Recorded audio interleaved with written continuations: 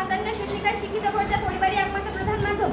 যুক্তিসঙ্গত কারণে পক্ষে অবস্থান করছি। মাননীয় স্পিকার, আমার বিপক্ষ দলের বন্ধুরা বলছেন সন্তানকে সুশিক্ষায় শিক্ষিত করতে বিদ্যালয়ের ভূমিকা অধিক। আমাদের এই বিতর্কের কোনো বিতর্ক নেই।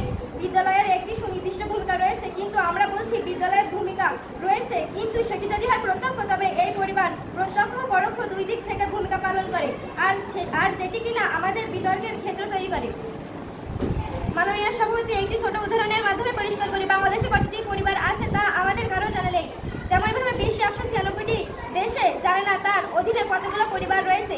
তারপর সেই পরিবার কতটি শিশু আছে, কার ডাক্তার হতে আগ্রহ আছে, কার নৃত্যে আগ্রহ আছে, কার ইঞ্জিনিয়ার হতে আগ্রহ আছে, কার আবৃত্তিতে আগ্রহ আছে, তা তার পরিবারই আগে জানেন। প্রশ্নটি হচ্ছে যে এই মেয়ে তার ডাক্তার হতে আগ্রহ প্রকাশ করে, কিন্তু তার পরিবার বলে তুমি পড়াশোনা করে কি করবে, তুমি তো পরের ঘরে যাবে। মাননীয় স্পিকার, এখানে সুশিক্ষার প্রতিভা প্রকাশ পায় না, বরং সুশিক্ষার প্রতিভা তখনই সাধিত হয় যখন তার পরিবার তাকে পাশে থাকে, সেই পরিবার তাকে অনুপ্রেরণা দেয়। পড়াশোনা দিয়ে তুমি বিশ্বকে জয় করতে পারবে, এটি হলো সহমর্মিতার জায়গা। তারপর আসে বিদ্যালয় রাষ্ট্র।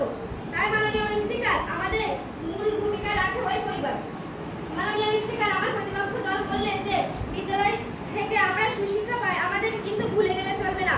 বিদ্যালয় থেকে যাকে স্থূল বুদ্ধির অধিকারী হিসেবে তাড়িয়ে দেওয়া হয়েছিল, সেই ছেলেটি কিন্তু আজকে আমাদের বৈদ্যুতিক বাল্ব তৈরি করেছে। নামটি ভুলে গেলে চলবে না, টমাস আলভা।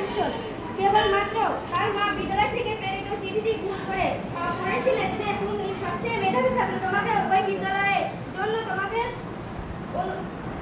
অন্য বিদ্যালয়ে পড়তে হবে। ঠিক এই অনুপ্রেরণা তার শিশু জীবনটি বদলে দিয়েছিল। তিনি তার মায়ের অনুপ্রেরণাতে বিশ্বের অন্যতম শ্রেষ্ঠ বিজ্ঞানী হতে পেরেছিলেন। প্রতিপক্ষ দলের মধ্যে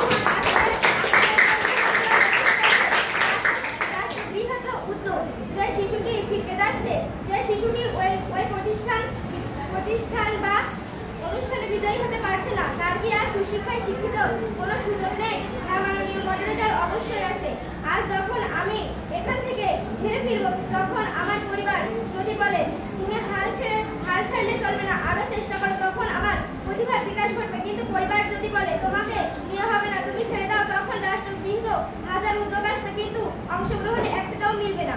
আমার পরিবার যখন বলে তুমি পাঠ্য বইয়ে মনোযোগ দিয়ে কি করবে, তখন আমি পাঠ্য বইয়ে অংশগ্রহণ করি না। কিন্তু পরিবার যখন বলে তুমি পাঠ্য বইয়ের মাধ্যমে তোমার জ্ঞানকে বিকশিত করো, তুমি তোমার নিজের জগৎ তৈরি করো, তখন কিন্তু মাননীয় মডারেটর, আমি বিদ্যালয় থেকে শিক্ষা নিয়ে আমি জিপিএ 5 বলি না, আমি বলি আমি আমার প্রতিভা থেকে আমার জগৎটি তৈরি করতে পারবো, যদি আমার জিপিএ 5 না থাকে।